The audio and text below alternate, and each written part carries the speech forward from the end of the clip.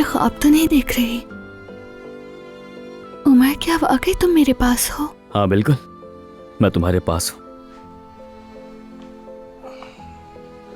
कितनी अच्छी खुशबू है। क्या बनाया है? ये चिकन सूप है तुम्हारे लिए।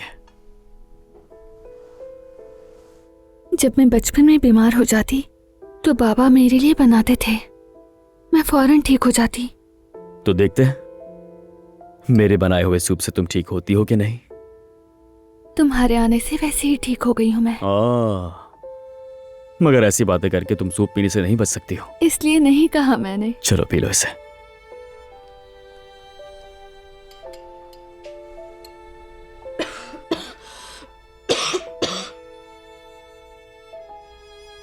ये तो बहुत अच्छा बना है। जाहिर है, मैंने जो बनाया है तुम्हारे लिए। चलो पी लो जल्दी से। मेरा भाई भी शेफ है, जायका तो खून में है।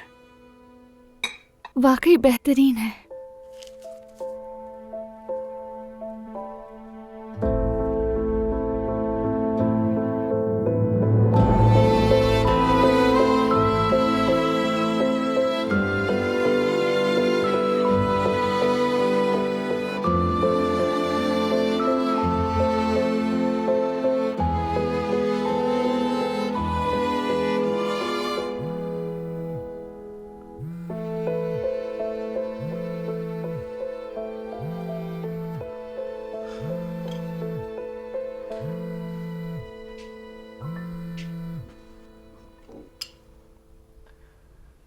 वैसे मेहमत से क्यों छुपाया तुमने? आखिर वो तुम्हारा मंगेतर है। मुझे ये बात समझ नहीं आई। उमर प्लीज, आज मेरी तबीयत ठीक नहीं, तो बेहतर यही है किसी और की बात ना करें। ओके, चलो मैं तुम्हारे लिए पानी लेकर आता हूं, क्योंकि दवा भी तो खानी है तुम्हें।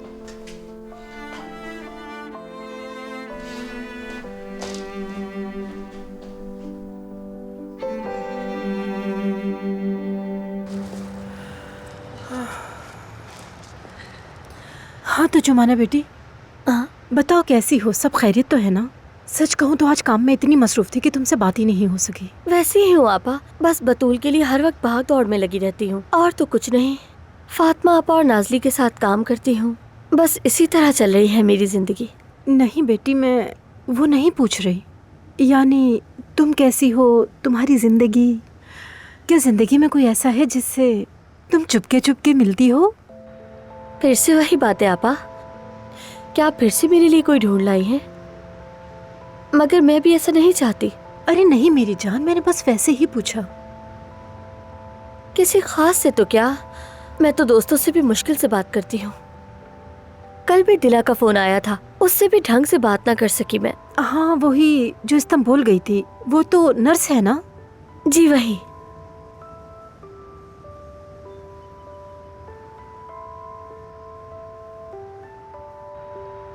आपको अचानक ये सब पूछने का ख्याल कैसे आया? बस तुम्हें पिछले कुछ दिनों से उदास देख रही हूँ तो सोचा तुमसे पूछ लूं, खैरियत तो है सब?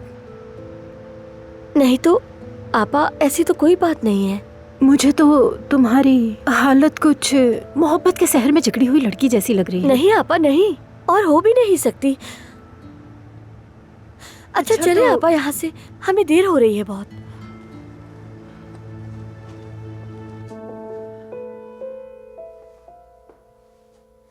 नहीं, वो कॉल नहीं उठा रही मेरी। शायद वो किसी काम में मसरूफ हो,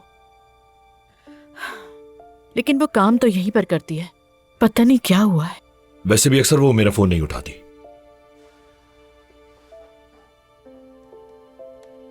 नहीं उठाया? यास्मीन भी जवाब नहीं दे रही है। मेहमत, तुम्हारा वो आवारा कजन दफ्तर में है क्या? नहीं। क्या हुआ? क्या सोच रहे हो? फोन पर बात करके वो अचानक से दफ्तर से निकल गया, लेकिन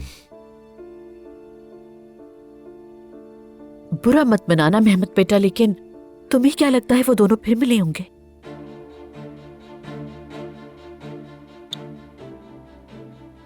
नामुमकिन। उमर के अंदर इतनी हिम्मत नहीं। यकीन है तुम्हें? मुझे तो वो लड़का बिल्कुल पसंद नहीं है। आप ठीक कहती हैं। उमर सिर्फ मसला पैदा करता है, असाब पर सवार हो जाता है। आयजा एक बहुत खास और हसास लड़की है और तुम भी जानते हो।